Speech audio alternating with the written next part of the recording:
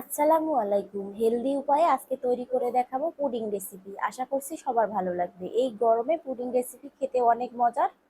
আমি প্রথমে একটি কাপে 3 টেবিল চামচ গুঁড়া দুধ নিয়েছি। আপনারা চাইলে লিকুইড দুধও নিতে পারেন। লিকুইড দুধ নিলে জাল করে নিতে হবে।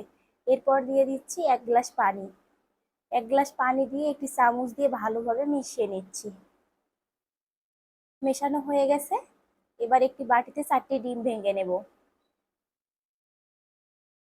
এই হেলদি উপায়ে পুডিং রেসিপি ছোট বড় সবাই পছন্দ করবে। আশা করছি সবার ভালো লাগবে। এরপর দিয়ে দিচ্ছি স্বাদ মতো চিনি। যার যার পছন্দ স্বাদ অনুযায়ী চিনি দিতে পারেন। আমি 3 টেবিল চামচ চিনি দিয়েছি, দিয়ে ভালোভাবে মিশিয়ে নিচ্ছি। অনবরত নেড়ে চেড়ে যখন চিনিগুলো গলে যাবে তখন অনবরত নাড়তে হবে যতক্ষণ পর্যন্ত না চিনিগুলো গলে যায়। রেডি হয়ে গেছে। এবার আমি একটি ছাঁকনি দিয়ে ডিমগুলো সেঁকে নিব। একটি বাটিতে ডিমগুলো সেঁকে নিয়েছি।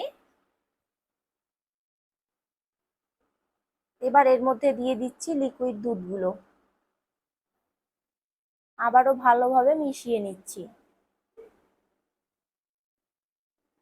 মেশানো হয়ে গেছে। এবার একটি বাটিতে ঘি ব্রাশ করে নিয়েছি। এরপর দিয়ে দিব গোলাগুলো। ডিম দুধের গোলাগুলো দিয়ে দিয়েছি।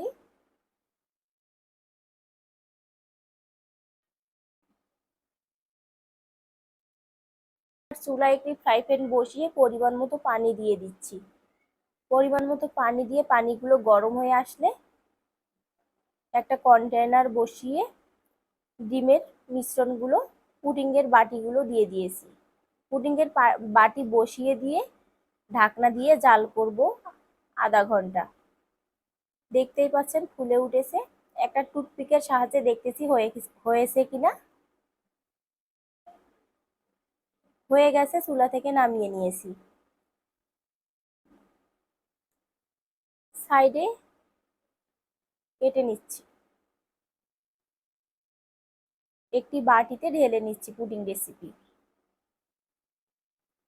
নর্মাল ফ্রিজে 10 মিনিট রেখে এই পুডিং রেসিপি খেলে তো অনেক মজার।